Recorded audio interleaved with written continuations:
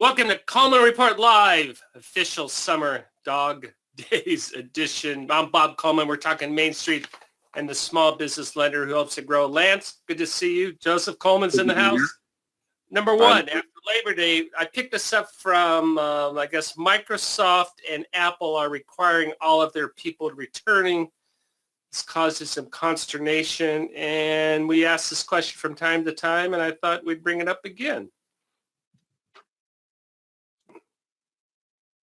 You know, this is, Go ahead, Lance. well, you know, the fun part about this, Bob and Joseph and everybody on the show, I was involved in working with and developing a telework program at SBA back in 2011. And that was a question we asked at that time, and there was no pandemic. Mm-hmm. What we had space issues, and SBA was allowing telework, and we're trying to figure out how not to have to rent a larger building because of the size of the team. So we came up with a telework program where you could work from home 3 days a week, and you had to come to the office 2 days a week. And the director and I sat and we're like, well, what if we ever have to ask them to come back 5 days a week? What's going to happen? You know, we were asking that same question, Bob and Joe and audience, and we're like, I don't know if they'll do it without being upset. But fortunately, SBA still is a strong proponent of telework. Well, when I started Coleman Publishing, I've always worked out of the house. That's not true. Sometimes I've had offices, but primarily out of the house. And it went from being a novelty to, oh, cool, good for you. Well, and it's changed what you can do in the industry too, because I live in a community that has 9,000 residents. I couldn't do what I do from this location without telework. Yeah. And how often do you have to go to Florida? Maybe once or twice a year. There you go. Okay, number two. This is a follow-up on or a prequel to Lance's webinar next week. What is the minimum equity injection SBA requires for a startup for 7A? Well, there is a definite answer here as to the SOP. Hey, everybody did good, Bob. It's 10%. Now, we're going to talk about this in a webinar next week. There's a variety of ways you can get to the 10%, but it is 10%. And as Bob and I always tell everyone, SBA, and even at the last conference I was at in Nashville, Eddie Ledford said this as well. The SOPs are full of minimums and maximums, but not have-tos. Must. So there's a lot of wording in the SOP. The minimum equity injection on startups 10%, but in many cases, a prudent lender would take more. Absolutely. Number two, what is the minimum equity injection SBA requires for a business acquisition loan? And I'm hoping, Bob, everybody, and Joe, everybody gets this one right, because there are a ton of business acquisition loans. And this is I'm putting together your plan for 2023. This is something you should pay particular attention to. There's a lot of opportunity there for lenders. Lance, how do we do? They did outstanding. 10% is the answer. And really, startups and business acquisition loans are really the only two places the SOP specifically states what the percentage is. Most others rely upon prudent lending standards. And again, this is a minimum. It's not what you have to do. Your bank, you may look at the deal and think it's got more risk, either by the industry it's in or the principles that are involved, and you may want 25%. But 10% is a hotel construction. You may want to go a third. Yeah. Finally, SBA considers subordinated debt as equity injection.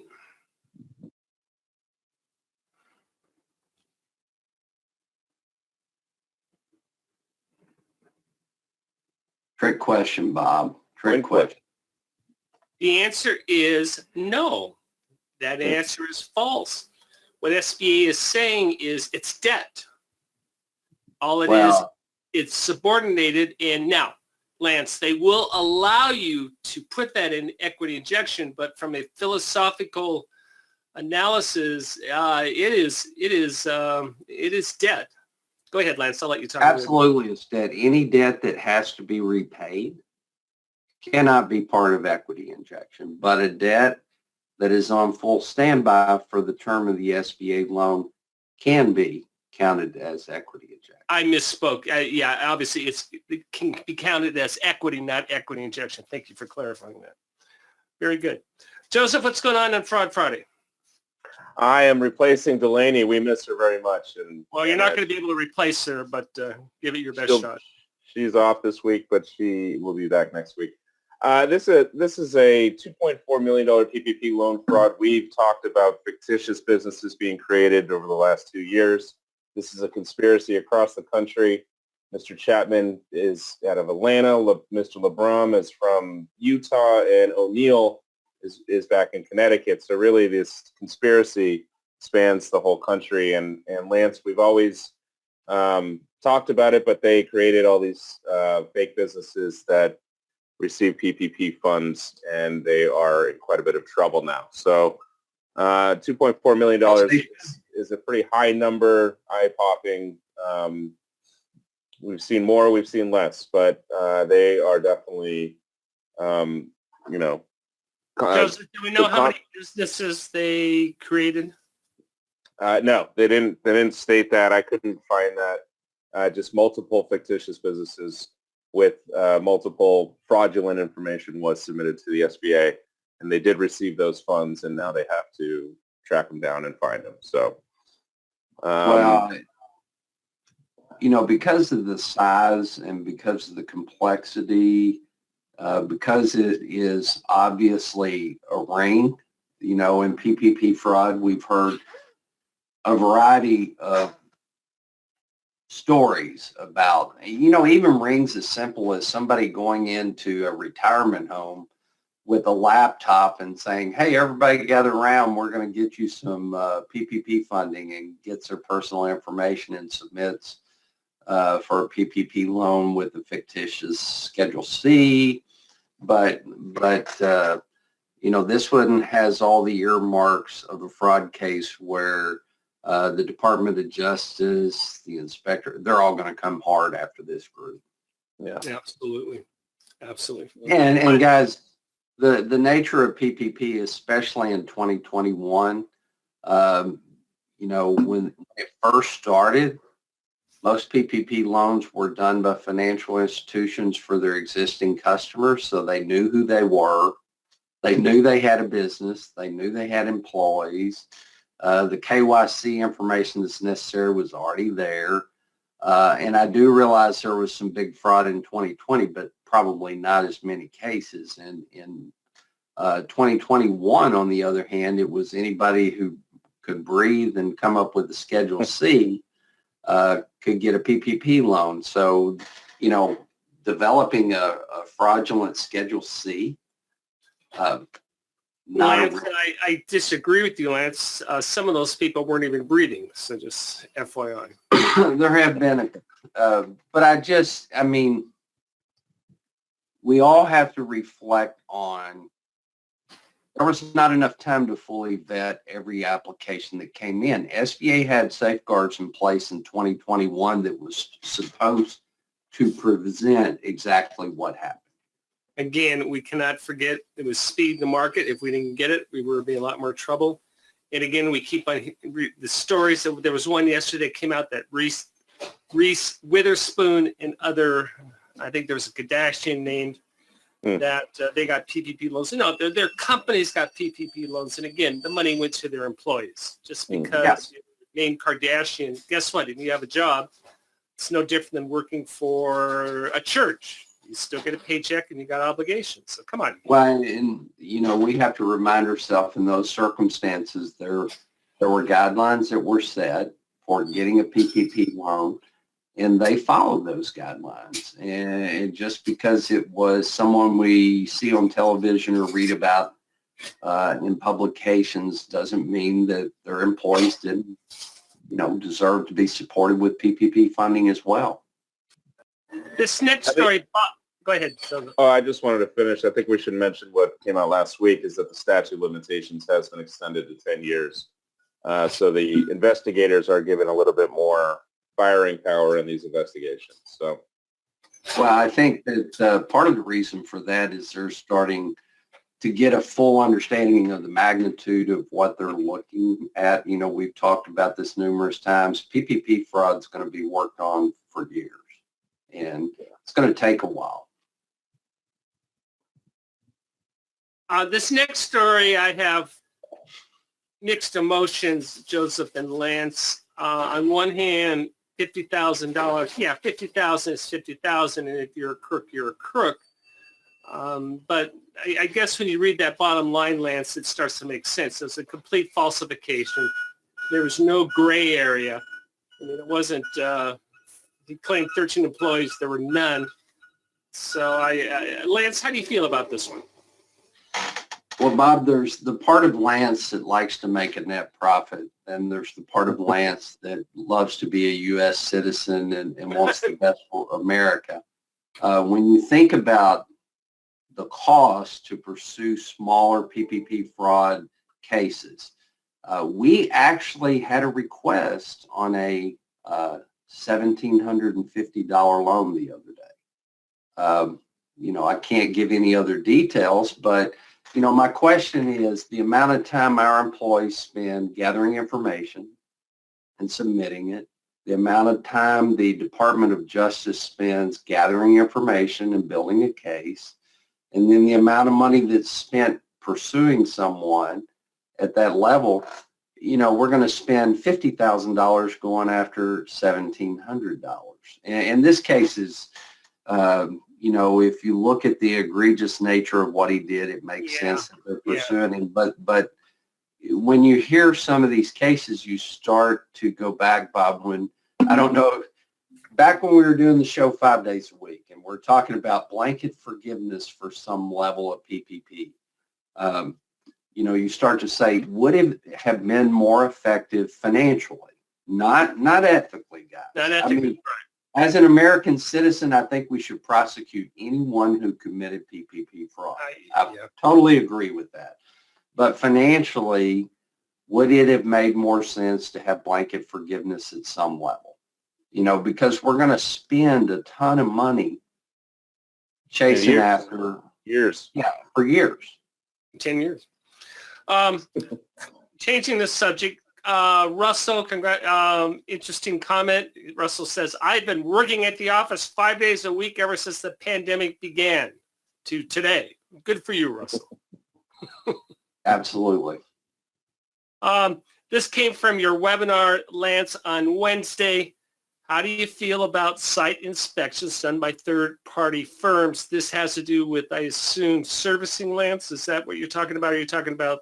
Tell me. Yeah, we were talking about site inspections related to SBA loans that were in default. Mm-hmm. And I've got two different feels. Guys, I love doing site inspections, but currently at the company I'm working with, we have loans in all 50 states. And it's not possible for me to be on the road doing site inspections 365 days a year. We're not geographically located in enough places that we do have to use quality third-party firms for our site inspections.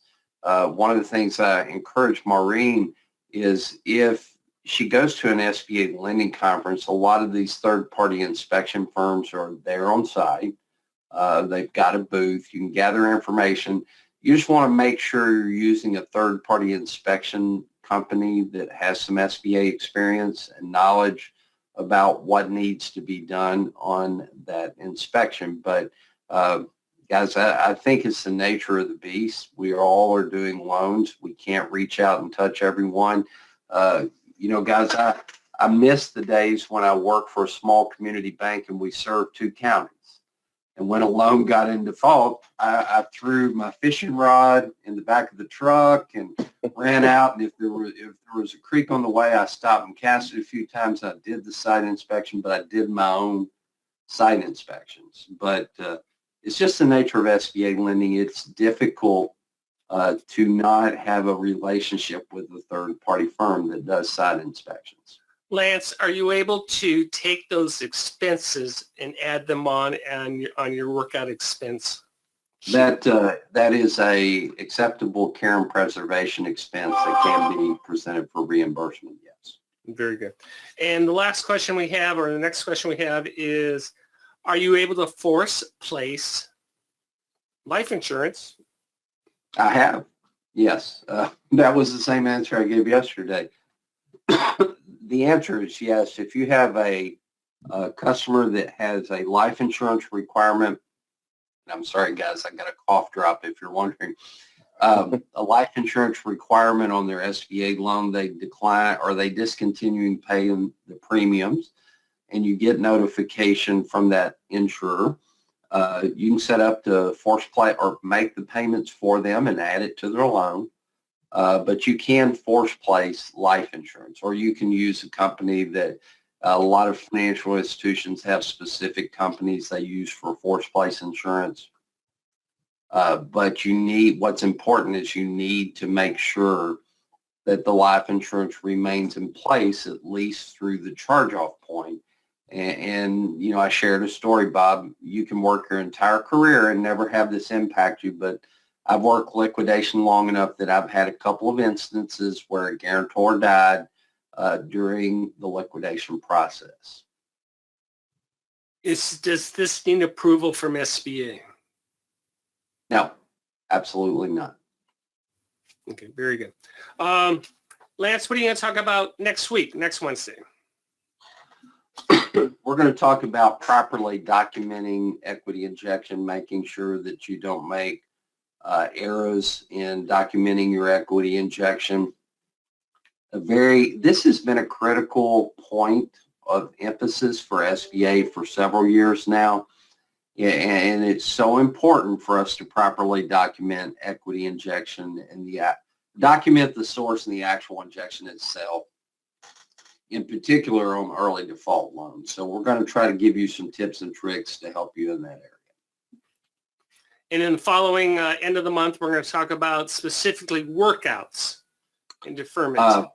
You know, Bob, I've shared this stat. I've done quite a number of workouts in my career, and a very large percentage of those turn into, performing borrowers. So understanding how to properly implement a workout, understanding how to use a deferment in the servicing process, both good things to understand, especially as we go through this rising rate environment and we see more and more small business borrowers that struggle. Yeah, and the goal is to work with them, work with the company, make it manageable for them so they can continue to operate.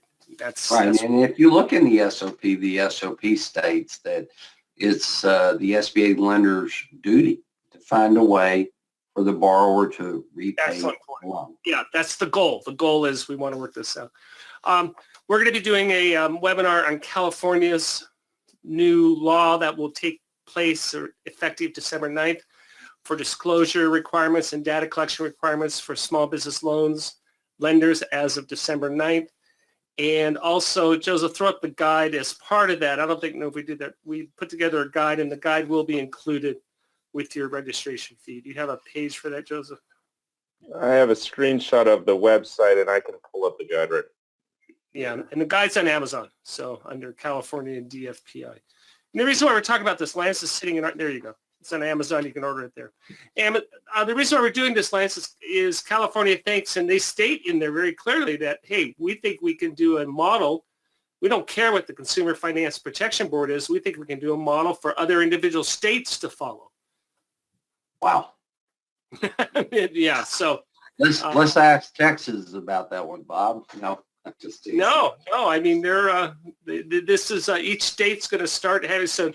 Now you have the national rules for CFPB on small business disclosure and data, similar to consumer. That's the consumer. They're working through it, but California is effective as of December 9th of this year. So I think everyone needs to know about that.